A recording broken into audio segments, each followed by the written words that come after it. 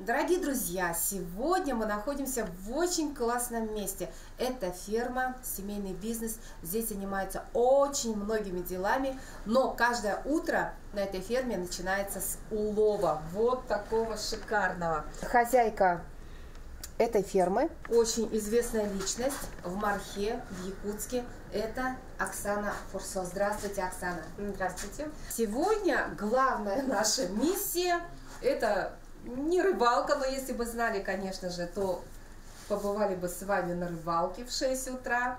Мы сегодня будем заниматься сыром. Представляете, сыроварение у нас здесь. Это очень интересный опыт. Друзья, попробуем, а может быть даже и повторим. Приступаем к сыроварению. Значит, сыр будем готовить из какого молока? Так, у нас молоко вечернее. Парное молоко мы это не... коровье? Да, это коровье. Потому что козье у меня вчера вечером все забрали. Мы же его продаем еще. Козье молоко. А так вот, так как у нас еще корова есть, мы делаем и коровье, сыр из коровьего молока, и из козьего молока. Вот эта бадья у вас, кастрюлька. Где-то 12 литров. 12 литров. Да. Молоко вечернее, потому что оно должно созреть. Вот. Со свежего молока тоже делают, с парного, но это делают сыр халуми для жарки. Такой. Я его не делаю, нужна мята сухая, у меня здесь ее нет. Значит, первым делом мы его подогреем до температуры 35 градусов. Потому что ставим, да. Ну так как у нас здесь нет света, ничего, мы используем то, что у нас есть под рукой, как говорится. Да. Ну, технические накладки. В общем, температура должна быть у сыра, у молока 35 градусов. Это газовая плита? Да, газовая. Ну, вот мы подогреем. Температура у нас уже есть 35 градусов. Ага, так. На этот, вот. Убираем. Хочу заметить сразу, что все свои вот эти ложки, приспособления, которые есть, мы все обрабатываем спиртом, приготавливаем, чтобы это, ну, всякое же. Этим мы резать будем. Так, где-то у меня еще здесь этот шампур. Используем сычужный фермент. На 12 литров у меня будет неполная ложка. Где вы его берете, сычужный? Заказываю в интернете. По идее, его нужно разбавлять водой и заливать, ну, по технологии. Но уже на практике я знаю, что если мы заливаем тонкой струйкой, то и так у нас замечательно все получается. Температура есть. Сколько градусов? 35 градусов. 35 градусов. Да. То есть, в принципе, как бы на палец, если... Да, если нет градусника. Да, палец обработанный спиртом. Да. Да. У меня руки почему сохнут постоянно, потому что всегда. А, вот так вот по капельке вливаете сычужный фермент. Да. Он будет играть роль такого загустителя, да? Он, да, будет свертывающее свойство он имеет. Все, мы его размешиваем. Аккуратненько. Потом, у вас такая мешалочка. Потом так его остановили, наше молочко, чтобы дальше движения не было. Все. Мы его остановили, и все. И даем ему время. Проверяют крышечкой. Можно положить крышечку. И когда вот уже молоко, сгусток будет готов, крышечка не будет двигаться. Обыкновенная крышка вот на банке, которая одевается. Ну, так как я уже знаю примерно, сколько времени у нас занимает, это где-то около 30-35 минут, оно уже загустеет. Все, дальше мы будем резать, подогревать и выкладывать в форму. А пока ждем. Продолжаем мы заниматься сыром нашим. Колье Прошло у нас 30 минут. Да, готово. Проверяем колье на чистый срез. Что значит колье? Мы вот это наше. Это прям вот да, такие вот термины так мы проверили. Сыроваров. Да. Все. Даже пошло сыворотка отделения. Видите, вот эта жидкость, которая. Сыворотка. Теперь мы это колье будем резать. Называется колье. То есть вот это вот масса. Да, которое мы это молоко профессиональный язык сделали с сычужным ферментом. Дома мы добавляем разные закваски для сыров. Ну, а здесь мы делаем по-простому. Там у меня помощница сыроварня. Она сама делает все, вымешивает. Ну, а здесь мы все это Вот делаем такой вручную. специальный кинжал, или как Ну, сказать, нож. да? Нож. Процесс, нужно будет вот эту массу, да, разрезать как можно Квадратиками, меньше, кусочками, да, кусочками. С помощью, а можно простым ножом, допустим, ну вот Можно, кто-то дома решит можно. самим Да, сам конечно. попробовать варить сыр, и то есть, Спокойно если можно. нет вот этого приспособления, не беда, можно использовать Да. нож.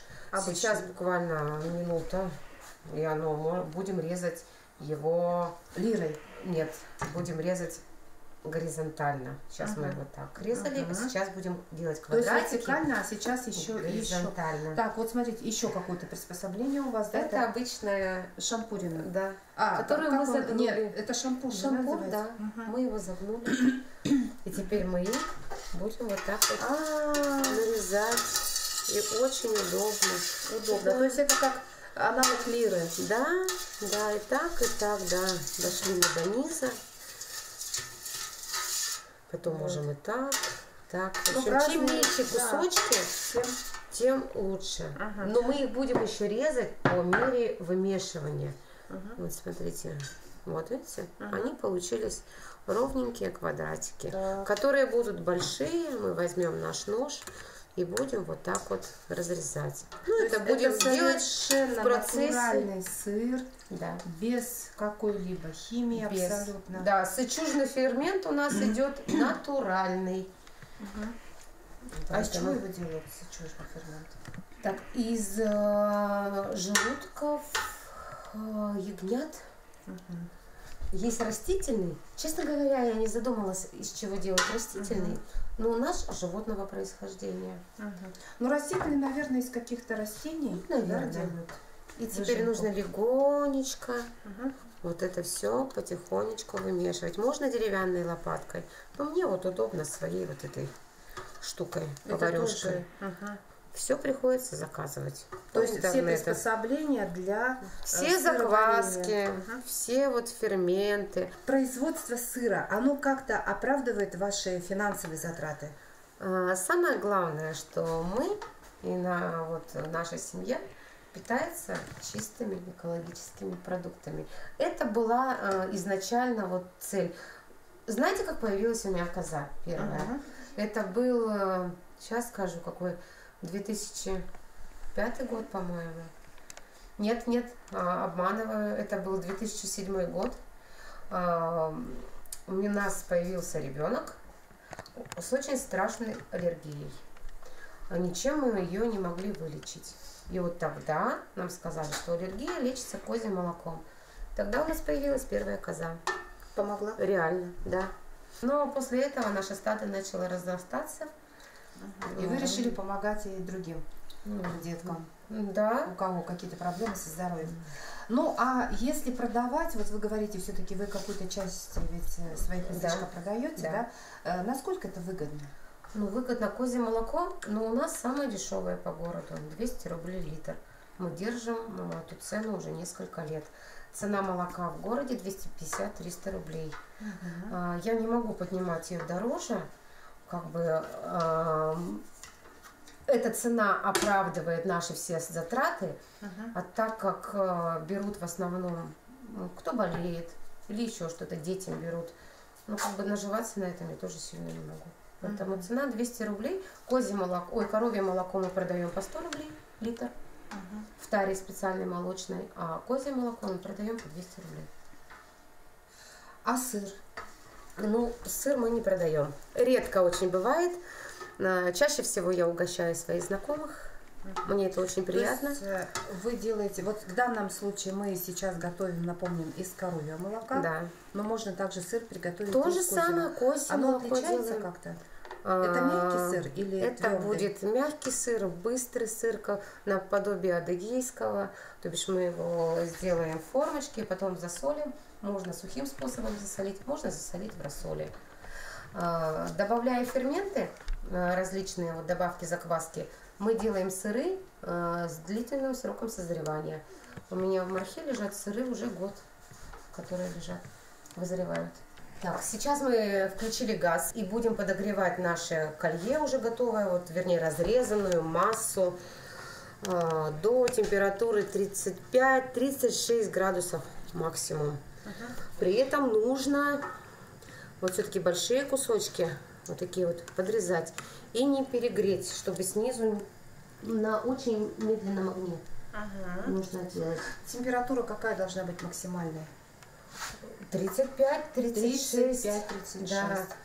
Да. Это зависит от разных сыров. Есть сыры, которые там до 38, до 42 градусов подогревают. До 70 это много? Это уже пастеризация, это уже вареный сыр будет. То есть это так нельзя делать? Нет. Сейчас что мы делаем? Вот так вот вымешиваем. И наши вот эти квадратики, кубики будут уменьшаться. Сейчас происходит сывороткоотделение. Если она у меня нагреется выше, я просто выключу плитку и буду дальше вымешивать. Так, ну вот у нас температура. Температура у нас 37, даже 40 уже поднялась. Ну, значит, вот. Выключаем. Выключила, да. Нагрев достаточно. И теперь вымешивание может занять там до 20 минут. Ну, так как у нас объем небольшой, это у нас будет быстро. Быстрый сыр, да? Ну, да. Главное, вот кубики. Я вам покажу, когда оно готовое. Как мы понимаем, что оно готовое. Я могу сейчас, она вот немножко осядет. Убрать излишки сыворотки. Оксана, когда вы начали варить сыр? Года 2, наверное, назад. Как вы учились? Училась по интернету. То есть, в принципе, друзья, ничего сложного. Ничего сложного. Еще раз, значит, сыр готовится из цельного молока, Да. не пастеризованного. То есть то молоко, которое продается в магазине, оно совершенно негодно для такого дела. Нужно найти хозяйку. Домашнее молоко. Домашнюю корову. Да. И вот из цельного молока можно приготовить у себя на кухне сыр. Есть сыры, которые готовят с пастеризованного молока, но это точно не из покупного, не из тетрапака. Из ультрапастеризованного точно ничего не получится. В общем, убрали вот мы сывороточку. Она нам понадобится. Мы будем делать рассол. Рассол для чего? Для засолки. Для засолки сыра? Да. Мы головки будем туда. То есть окунать будете, да? И они будут лежать у нас несколько часов. Маленькая хитрость. Так как мы сыры кушаем, любим кушать быстро, я добавляю соль прямо сюда. Немножко. Потому что нетерпеливые дети, сыр нужно скушать быстро, он просаливается не полностью. Сверху просолился, внутри он такой недосоленный. Поэтому допускается в рецептуре, что можно соль добавлять прямо сюда. Небольшое количество. А потом уже сверху мы будем досаливать его.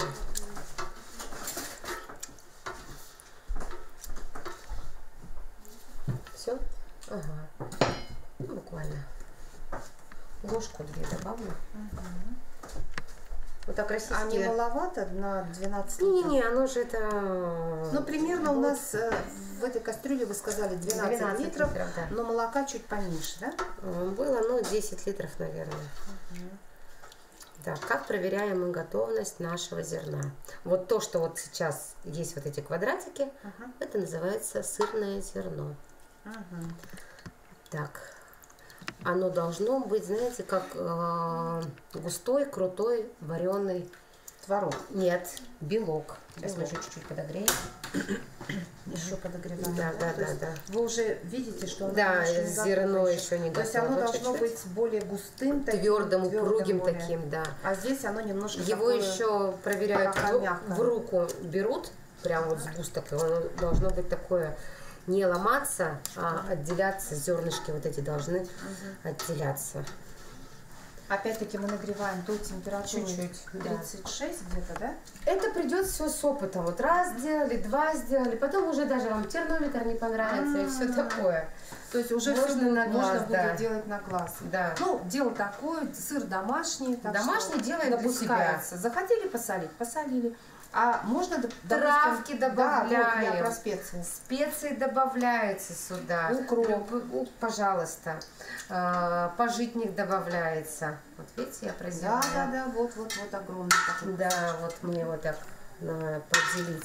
Пажитник, укропчик добавляется. Все что угодно. Мята добавляется. Вот с мятой тоже. Да, дома мы делали. Очень вкусно получается. Такой приятный вкус. Сушеные томаты добавляются. В общем, на что, как говорится, ваша фантазия. Но поскольку это сыры, они быстрого приготовления, то есть, а вот чтобы они созревали, это, конечно, нужно какое-то такое мощное оборудование, видимо, Нет, да? нет, не нужно. Ну, Нет, мы специально холодильники взяли, какие-то. да, холодильную витрину. Такую вот обычно используют для холодных напитков ее. Вот взяли мы такой холодильник, и мы там вызреваем наши сыры. Наши сыры там созревают. Этот самый такой интересный сыр мы делали бельпелькноре.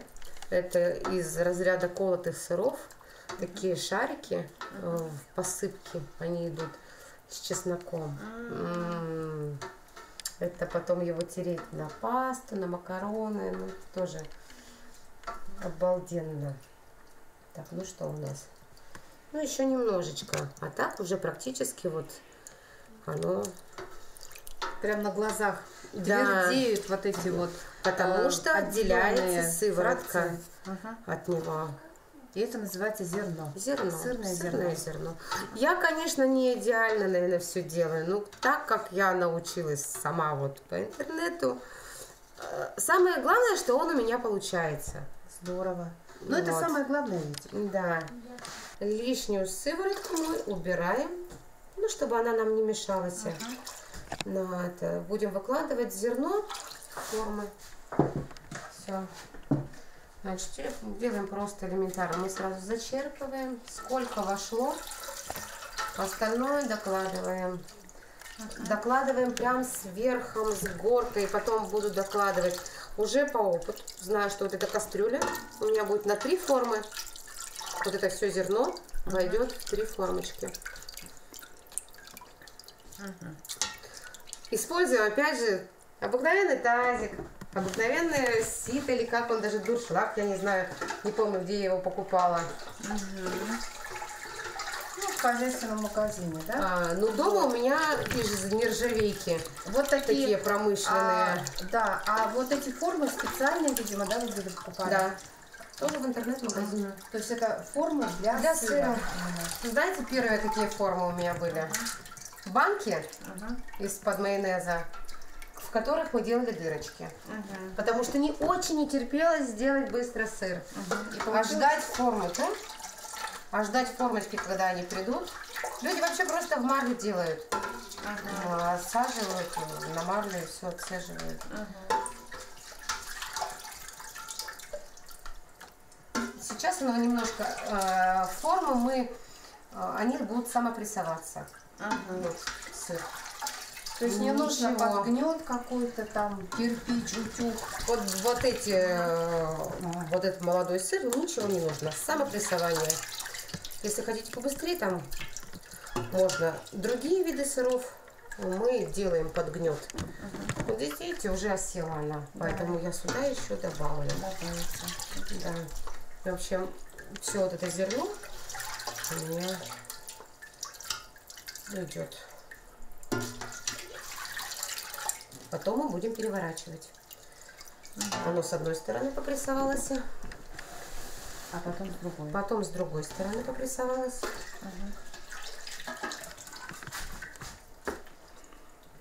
Ой, как здорово. Ничего страшного, что оно вот так вот все сверху. Оно то есть вот это запрессуется все лишнее полностью. выйдет, да? Да, То есть вся влага. Да, вся сыворотка там вот через эти дырочки, Да. она уйдет. По-кустарному, по-домашнему. На то он и домашний сыр. Да. Название у этого сыра есть? Ну, он просто как молодой адыгейский вот идет. Многие называют брынца.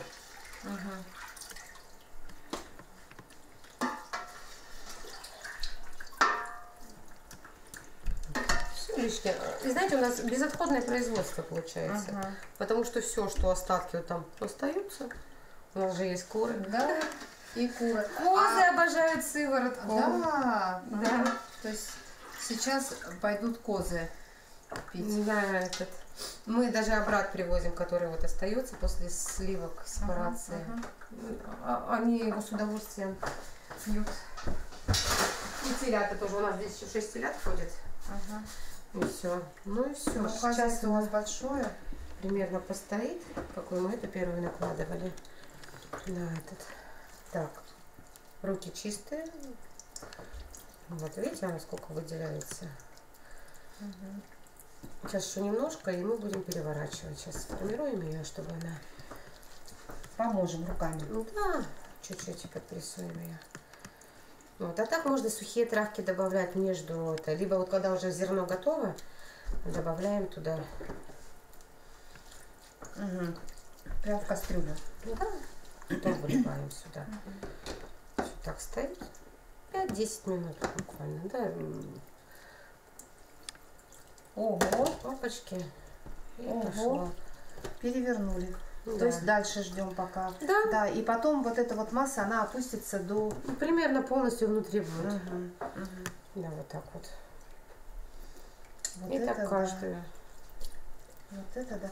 И сыра примерно головочка получается 300 грамм, да, где-то? Или Ну, нет, килограмм? такая где-то 400-500 грамм М. получается. Всё. А длительно хранить можно его, допустим, вот, ну, где-то в Ну, это холодильнике эти до недели. обычно, Можно через это. а потом Есть- портится, да? Если мы... Это сам по себе называется молодой сыр. Ага, Поэтому он поедается в течение недели. ага. Есть сыры, которые я говорила, длительного созревания. Мы его покрываем воском. Либо делаем там обсыпка перцевая и вакуумируем. Ага. Вот так они хранятся. Долго Вызревают. хранятся. Да. А вызревает это сколько примерно? Ну вот есть сыры, которые год у нас уже зреют. Да вы что? Годовалые, И они где прошлого хранятся? года, вот в холодильнике, в да. холодильной витрине, как вы сказали, да? Поддерживаем определенную влажность, чтобы была там. И это. Единственное, что у меня не получается, сыр с плесенью. Все, очень хотела попробовать, но нет. А так сколько вы уже освоили сортов сыра? Ну, так, ну несколько видов российских мы делали. Брынза, бельпелькноре. Ой, господи. Бельпелькноре. Ой, не выговорю. Да. Еще. Качоты это самые простые такие сыры, которые у них немножко технологический процесс другой, термообработка, его потом уже головку готовую, термически она еще обрабатывается на пару, либо в духовке. И то она созревает, она может месяц-два. И получается, что чем больше срок созревания, тем больше и ярче насыщенный вкус. Ну что, дорогие друзья, вот, собственно говоря, мы посмотрели всю технологию изготовления домашнего сыра, быстрого, который быстро поедается, Да, наверняка он быстро готовится, очень в принципе. вкусный. Ну и Оксана нам рассказала вообще, что в домашних условиях можно освоить очень много сортов сыра, готовить, вот буквально это можно у себя на кухне. Главное, чтобы было у вас именно цельное молоко, цельное коровье молоко. Желание. Да, или Самое козье. главное желание, чтобы что-то сделать вообще. И не бояться, что не получится. Все обязательно получится. Ну что, дорогие друзья, будем пробовать?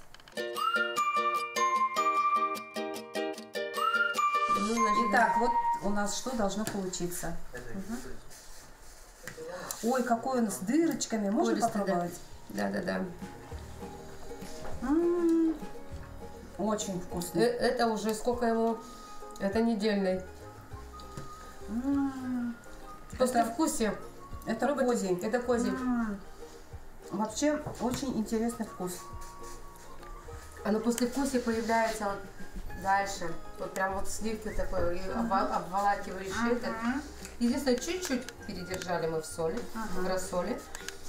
А так. Вот, посмотрите, дорогие друзья, что у нас получилось. Вот такой вот сыр. Очень вкусный. солоноватый. Солоноватый. Ну, как брынза. Да, очень Брынза сама по себе соленая. Но вот этот подойдет к салатам. греческий салат. Да. Очень вкусный, самое то. Да. Не рассыпается. по Это соли, примерно вот вы приготовили, в холодильнике поставила сколько? Ну, вот он все время после приготовления он стоит в холодильнике. Очень вкусно.